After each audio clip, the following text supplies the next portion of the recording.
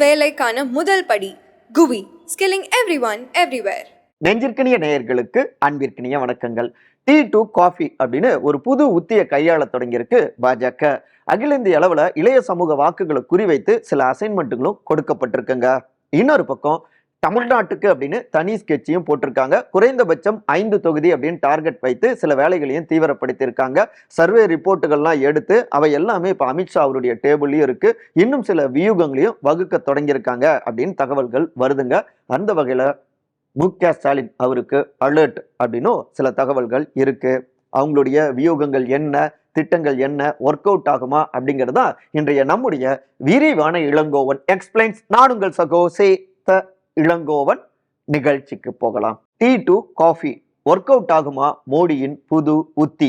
கடந்த 2014ஆம் ஆண்டு 282 தொகுதிகள், கடந்த 2019ஆம் ஆண்டு 303 தொகுதிகள், 2024 370 தொகுதிகள். இதுதான் பாஜகவுடைய டார்கெட். கூட்டணி மூலமாக 400க்கும் மேற்பட்ட தொகுதிகளை வெல்ல வேண்டும் அப்படின்னு தீவிரமாக நாடு முழுக்கவே களமாடி கொண்டிருக்காங்க பாஜகவினர். அந்த வகையில புது புது உத்திகளையும் கையாள தொடங்கியிருக்காங்க. முக்கியமாக கடந்த 2014ஆம் ஆண்டு அப்பதான் பிரதமர் வேட்பாளராக திரு நரேந்திர மோடி அறிமுகமானாரு.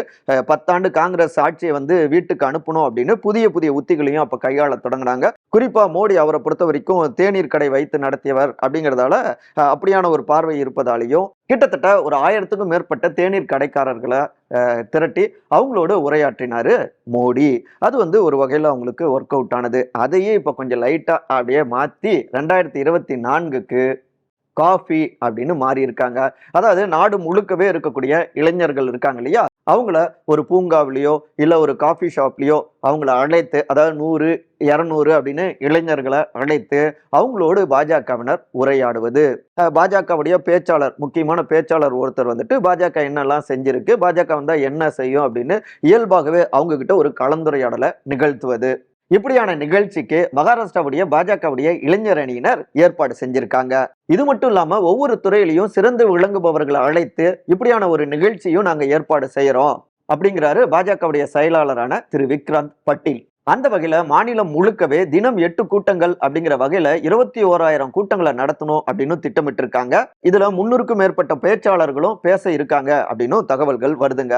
இதுக்கு நமோ சம்வாட் அப்படின்னு பெயர் வச்சிருக்காங்க. கிராமங்களையும் இப்படியான கூட்டத்தை நடத்துறாங்க. ஆனா அங்க தேநீரோ காஃபியோ கிடையாது. அதற்கு பதில் கிராமிய உணவுகள், குறிப்பா 6000க்கும் மேற்பட்டவர்களை ஒரே இடத்துல திரட்டி அவங்க கிட்ட பரப்புரையும் தொடங்குறோம் அப்படின்னும் பாஜகவுடைய இளைஞர் அணியினர் இப்படியான தகவலை தட்டி விடுறாங்க.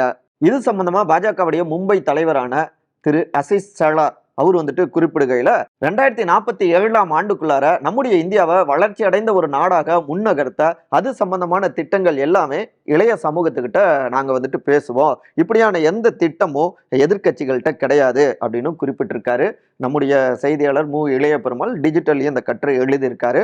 அதாவது பாஜக அங்க முன்னெடுத்த அந்த விஷயத்த பரவலாக நாடு முழுக்கவே இப்படியான கூட்டங்களை நடத்துவது, குறிப்பாக இளைய சமூகத்தினை டார்கெட் செய்வது தான் அவங்களுடைய உத்தி. ஏன் அப்படின்னா இந்த தேர்தலில் சுமார் 98 கோடி வாக்காளர்கள் இருக்காங்கன்னா கிட்டத்தட்ட 2.5 கோடி வாக்காளர்கள் புதிய வாக்காளர்கள். இந்த முறை தான் தேர்தலில் வாக்களிக்கக்கூடிய முதல் முறையாக வாக்களிக்கக்கூடிய வாக்காளர்களா இருக்காங்க.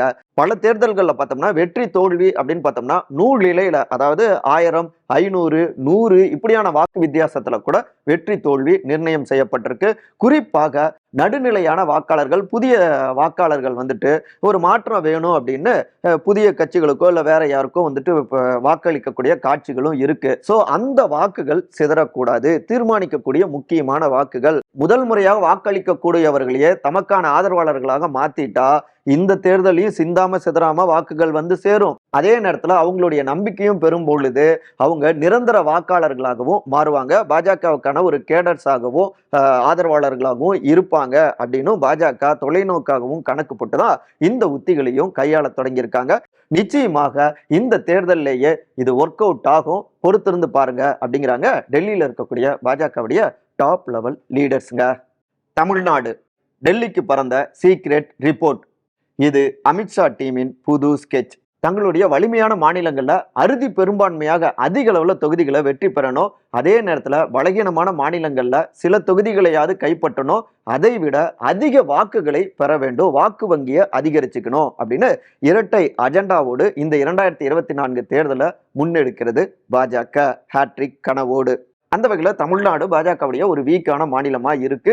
இருந்தாலும் ஒரு மூன்றாவது முக்கியமான அணியை முன்னெடுத்து தேர்தல் களத்திலும் அவங்க களமாடிக்கிட்டு இருக்காங்க. அந்த வகையில தங்களுக்கு சாதகமான தொகுதிகள் போட்டியிடுகின்றதுல சாதகமான தொகுதிகளை பட்டியலிட்டு அதுல தீவிரமாக அவங்க களமாட தொடங்கியிருக்காங்க. அந்த வகையில முதன்மையாக திரு அண்ணாமலை கோவை தொகுதியில போட்டியிடுறாரு. நீலகிரி தொகுதியில மத்திய இணையமைச்சர் திரு எல் முருகன், இங்க தென் சென்னை தொகுதியில திருமதி தமிழிசை சவுந்தரராஜன், திருநெல்வேலி தொகுதியில திரு நயினார் நாகேந்திரன். இந்த 4 தொகுதிகளும் நிச்சயமாக டஃப் ஃபைட் கொடுத்தோம்னா வெற்றி பெற்று விடலாம் அப்படின்னு முதற்கட்ட ரிப்போர்ட் பறந்திருக்குங்க. இரண்டாவதாக பார்த்தோம்னா கூட்டணி கட்சிகள் மூலமாக ராமநாதபுரம் தொகுதியை மிக பாசிட்டிவாகவும் பார்க்குறாங்க. அதன் தொடர்ச்சியாக பாமக களமாடுகின்ற தருமபுரி தொகுதியையும் பாசிட்டிவான ஒரு தொகுதியாக பார்க்குறாங்க. இந்த ரிப்போர்ட் எல்லாவற்றையுமே உள்துறை அமைச்சரான திரு அமித்ஷா அவங்களுடைய டீமோடு நெருக்கமாக இருக்கக்கூடிய ஒரு தனியார் நிறுவனம், பக்கத்து மாநிலத்துல செயல்பட்டு கொண்டிருந்த நிறுவனம், இங்க தொடர்ந்து அவங்க களத்துல பல்வேறு சர்வேக்களையும் எடுத்துட்டு இருக்காங்க. ஏற்கனவே கர்நாடக சட்டமன்ற தேர்தல் நேரத்திலும் அவங்க களத்துல சர்வே எடுத்தாங்க. அங்க நிறைய விஷயங்கள் பாஜகவுக்கு பாசிட்டிவாகவும் சில விஷயங்களை முன் வச்சிருந்தாங்க. அந்த வகையில் அதே டீம் தான் இங்க தமிழ்நாட்டிலும் தொடர்ந்து சர்வேக்களை எடுத்துட்டு இருக்காங்க இல்லையா. அவங்க லேட்டஸ்டாக கொடுத்திருக்கக்கூடிய சர்வே ரிப்போர்ட் தான் இப்படியான முடிவை கொடுத்திருக்கு. ஸோ இந்த இடங்கள்ல கூடுதல் கவனம் செலுத்துவது, அங்க அதிக அளவுல பரப்புரையை தீவிரப்படுத்துவது, அங்க பாஜகவுடைய கேடர்ஸ் அவங்க நுட்பமாக பூத் லெவல்ல இறங்கி வேலை பார்க்கறது, ஸ்டார் பேச்சாளர்களும் இந்த தொகுதிகளில் கூடுதலாக வட்டமடிப்பது, மிக மிக முக்கியமாக தன்னார்வலர்களை இந்த தொகுதியில் கூடுதலாக களமிறக்குவது. பாஜகவுக்காக ஒரு பொதுவான தன்னார்வலர்கள் போயிட்டு பேசுறப்ப அது நடுநிலை வாக்காளர்களுடைய வாக்குகளை பாஜக பக்கம் திருப்பும் அப்படிங்கிறது கணக்கு. இப்போ கோவையிலேயே பார்த்தோம்னா கிட்டத்தட்ட 10,000க்கும் மேற்பட்ட தன்னார்வலர்களை களத்துல இறக்கி விட்டுருக்கு பாஜக அப்படின்னும் மேற்கு மண்டலத்திலிருந்து தகவல்கள் வருதுங்க. சரி, இவை எல்லாமே சாதகமான தொகுதிகள். இதுல குறைந்தது 3 தொகுதிகளில் வெற்றி நிச்சயம் அப்படின்னும் கணக்கு போடுறாங்க. இரண்டாவதாக பல்வேறு தொகுதிகளில், அதாவது ஒரு 10லிருந்து 15 தொகுதிகளில் இரண்டாவது இடத்தை பிடிக்க வேண்டும் அப்படிங்கிறது தான் பாஜகவுடைய டார்கெட்டா இருக்கு. அதாவது அதிமுகவை பின்னுக்கு தள்ளணும் அப்படிங்கிறது தான் பாஜகவுடைய இதுல இருக்கக்கூடிய முக்கிய அஜெண்டாவா இருக்கு. இரண்டாவது இடத்தை பிடித்து விட்டால் 2026 சட்டமன்ற தேர்தல் வரும் பொழுது அங்க திமுகவா பாஜகவா அப்படிங்கிற ஒரு நிலை வந்துரும். வலிமையான ஒரு எதிர்க்கட்சியாக சட்டமன்றத்துக்குள்ளார போக முடியும். 2031 நிச்சயமாக தமிழ்நாட்டில் ஆட்சி அதிகாரத்தையும் பிடிக்க முடியும் அப்படின்னு பாஜக ஒரு தொலைநோக்கு திட்டத்தை போட்டிருக்காங்க. டெல்லி தலைவர்கள் கிட்ட இப்படியான ரிப்போர்ட் போயிருக்கு. அவங்களும் சில வியூகங்களையும் வகுத்து கொடுத்துட்டு இருக்காங்க. ஸோ அதற்காக இந்த இரண்டாவது இடம் அப்படிங்கிறத டார்கெட் செஞ்சிருக்காங்க. மூன்றாவதாக வாக்கு வங்கியை கணிசமாக பெருக்கிக் கொள்ள வேண்டும். அது தமிழ்நாட்டில் பாஜகவுடைய எதிர்காலத்துக்கு நிச்சயமாக உதவி புரியும் அப்படிங்கிறதால அந்த டார்கெட் வச்சிருக்காங்க.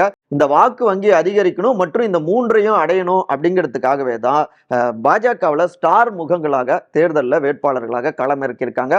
அது மட்டும் இல்லாம கூட்டணி கட்சியினர் போட்டியிடும் பொழுதும் மக்கள்கிட்ட நன்கு அறிமுகமானவர்களையே வேட்பாளராக நீங்க இறங்கணும், களத்தில் நிக்கணும் அப்படின்னு வலியுறுத்தி இருந்தாங்க. அந்த வகையில தான் திரு ஜான் பாண்டியன்லாம் களத்துல இருக்காரு. இன்னொரு பக்கம் திரு அன்புமணி ராமதாஸ இந்த தேர்தலில் களத்துல இறங்க சொன்னாங்க. ஆனா பாமக தங்களுடைய வேட்பாளர்கள் லிஸ்ட்ல ஸ்டார்களை பெருசா களமிறக்கல. உடனடியாக டெல்லி கூப்பிட்டு இது சரியில்லை அப்படின்னு சில விஷயங்களை கொஞ்சம் அழுத்தமாகவே பதிவு செஞ்சாங்க. அதன் தொடர்ச்சியாகத்தான் நான் போட்டியிட விரும்பல அப்படின்னு சொல்லி தன்னுடைய இணையர் திருமதி சௌமியா அன்புமணி அவங்களையும் தருமபுரியில களத்துல இறக்கியது பாமக. இன்றைக்கு பார்த்தோம்னா அங்க தருமபுரியில டஃப் ஃபைட் கொடுத்துட்டு இருக்காங்க. சமுதாய ரீதியிலான வாக்குகளையும் குறி வச்சிருக்காங்க. இன்னொரு பக்கம் நன்கு அறிமுகமான ஒரு ஃபேஸ், அது மட்டும் இல்லாம பெண் வேட்பாளராகவும் இருக்காங்க. அங்க போட்டி போடுகின்ற திமுகவும் சரி அதிமுகவும் சரி ஆண் வேட்பாளர்கள் தான் இருக்காங்க.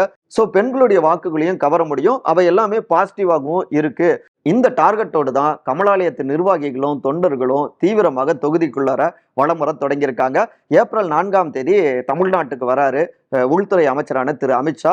ஸோ அதன் பிற்பாடு இன்னும் வேகம் எடுக்கும் அப்படிங்கிறாங்க. அவர் வர்றப்ப களத்துடைய ரிப்போர்ட்ஸும் கொடுக்கப்படவும் இருக்கு. ஏற்கனவே அந்த தனியார் நிறுவனம் எடுத்த அந்த சர்வே ரிப்போர்ட்டுகள், சீக்கிரம் ரிப்போர்ட்டுகளும் டெல்லியில அவங்களுடைய பெஞ்சுக்கும் போயிருக்கு. அந்த வகையில அமித்ஷாவுடைய வருகைக்கு பிறகு இன்னும் வேகம் எடுக்க வாய்ப்புகள் இருக்கு அப்படிங்கிறாங்க கமலாலயத்தில் இருக்கக்கூடிய சீனியர் புள்ளிகள் இந்த பின்னணி தகவல்களை தட்டிவிட்டபடி ஸ்டாலினுக்கு அலர்ட் கொடுத்த உளவுத்துறை ரிப்போர்ட், பாஜகவுடைய வியூகங்கள் நகர்வுகள் எல்லாமே ரிப்போர்ட்டாக மாநில உளவுத்துறை முதலமைச்சர் திரு மு க ஸ்டாலின் அவர்கிட்டையும் கொடுத்த வண்ணம் இருக்காங்க. உண்மையிலேயே ஒரு ஷாக் தான் அவங்களுக்கு.